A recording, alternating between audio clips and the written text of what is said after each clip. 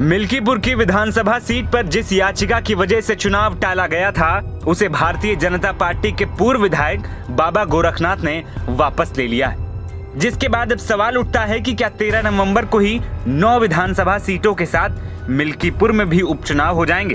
दरअसल यूपी की खाली 10 विधानसभा सीटों में से 9 पर मंगलवार को इलेक्शन कमीशन ने चुनाव की तारीखों का ऐलान कर दिया, लेकिन इन 9 सीटों की लिस्ट में सबसे चर्चित सीट मिल्कीपुर का नाम ही नहीं था। ऐसे में तारीखों का ऐलान होते ही सबके मन में सवाल उठने लगा कि आखिर ऐसा फैसला क्यों लिया गया और क्यों मिल्कीपुर सीट पर ही चुनाव को टाला गया। जानकारी मिली कि दरअसल इसके पीछे वजह 2022 विधानसभा चुनाव के नतीजों को लेकर एक याचिका है जो इलाहाबाद हाई कोर्ट में लंबित थी। इस याचिका की वजह से चुनाव आयोग ने मिल्कीपुर चुनाव की घोषणा नहीं की। मुख्य चुनाव आयुक्त राजीव कुमार ने कहा था कि अदालत में पिटीशन पेंडिंग होने के कारण चुनाव नहीं हो रहा है, लेकिन अब जो वो याचिका वापस हो गई है तो फिर वहां चुनाव कब होंगे? क्या मिल्कीपुर में उपचुनाव बाकी विधानसभा सीटों के साथ 13 नवंबर को हो सकता है? जानकार मानते हैं कि ये संभव है, यानी अगर चुनाव आयोग चाहे तो बाकी 9 सीटों के साथ मिल्कीपुर में भी चुनाव हो सकते हैं, लेकिन ऐसा होगा इसको लेकर अभी भी सस्पेंस बरकरार है।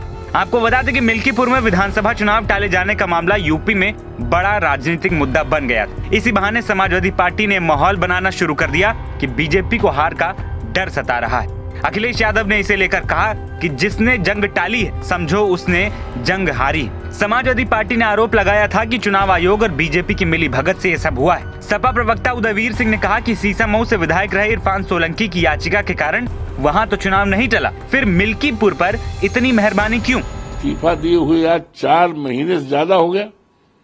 जोड़ लें आप 13 जून को वो हुआ है तो जून, जुलाई, अगस्त, सितंबर, अक्टूबर 4 महीने से ज्यादा हो गया। तो उसका मॉरल ड्यूटी थी कि वो अपना रिट वापस ले लेता। जब ये जाना कि इन्फेक्शियस हो गई तो रिट वापस नहीं लिया। अब सुनते हैं रिट वापस ले रहे हैं, तो हमारी तो मॉरल विजय हो गई। और अब क्यों नहीं लिया, उनकी रणनीति है कि डर रहे हैं ये सीट बड़ी इंपॉर्टेंट सीट हो गई है। इसकी चर्चा जो है बीजेपी के लोगों ने राष्ट्रीय विधानसभा बना दिया है, क्योंकि अयोध्या से जुड़ी हुई है, ये माननीय अखिलेश यादव से जुड़ी हुई है, अवधेश प्रसाद कार्यकर्ता से जुड़ी हुई है। लोकसभा चुनाव 2024 में फैजाबाद लोकसभा सीट पर मिली हार के बाद सीएम योगी के लिए मिल्कीपुर विधानसभा सीट प्रतिष्ठा का सवाल बनी। फैजाबाद लोकसभा क्षेत्र का ही हिस्सा है मिल्कीपुर। यहाँ से विधानसभा उपचुनाव जीतकर बीजेपी ये साबित करना चाहती है कि समाजवादी पार्टी की जीत महज एक तुक्का थी। इसीलिए इस सीट की जिम्मेदारी खुद मुख्यमंत्री योगी आदित्यनाथ संभाल रहे हैं। वो पिछले महीने भर में 5 बार वहाँ का दौरा कर चुके हैं। इस बार समाजवादी पार्टी ने सांसद अवधेश प्रसाद के बेटे अजीत को मिल्कीपुर से टिकट दिया है। अखिलेश बिल्कुल भी रिस्क नहीं लेना चाहते।